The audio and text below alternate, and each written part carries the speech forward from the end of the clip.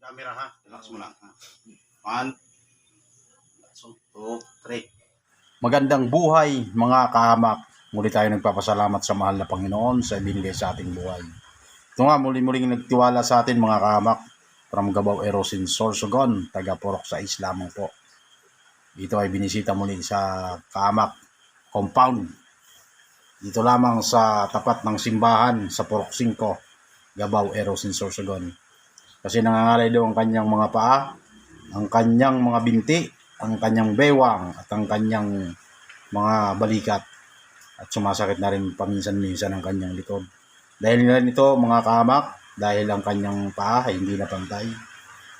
Ito nga pala ay imamassage muna natin at pagkatapos i-massage, ialay natin yung mga buto. Mga kahamak, imamassage muna natin para ano ba ang benepisyo ng pag-massage? Para mawala yung lamig sa katawan, una. Pangalawa, siyempre, hindi gaano ma-pressure yung ugat pag binone settings na natin o kaya bone alignment. Yan mga kahamak. Pino-point out natin yung sakit. Yan, patuloy lang tayo sa pag-massage mga kahamak.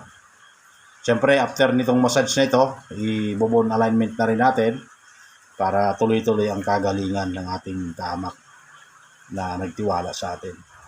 Yan, i-bone alignment na natin or bone settings.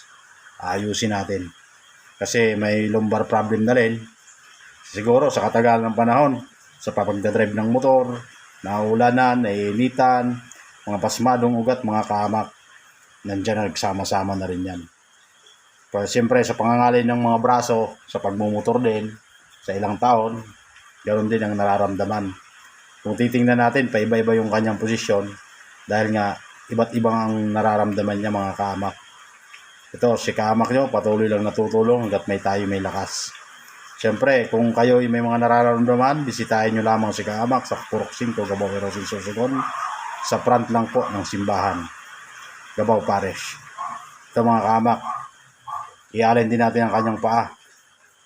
Siyempre, magpapaalalay tayo dyan sa ating munting anak para may bisa ng nararamdaman ng ating kahamak.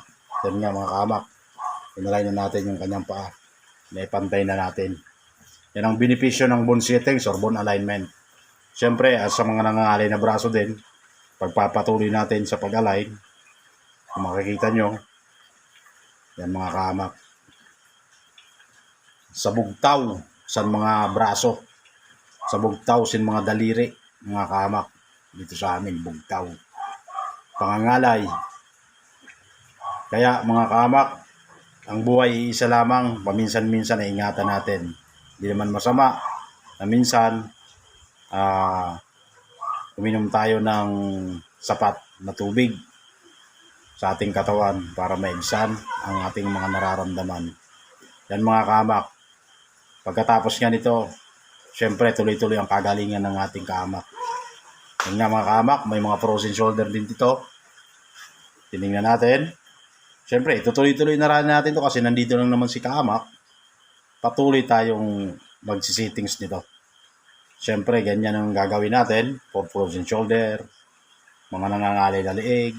Yan. Tuloy-tuloy ang kagalingan ng ating kahamak na ito. Siyempre, lubos ang pagpapasalamat ni kahamak sa mga nagtitiwala. Siyempre, sa magtitiwala pa at sa lahat ng tumitiwala. Yan. Lubos akong nagpapasalamat sa Panginoon sa ibinigay niyang talentong ito na pamahagi sa kapwa ang aking mga kamay at ito ay kanyang ginamit. Maraming salamat. God bless you all. Maraming salamat.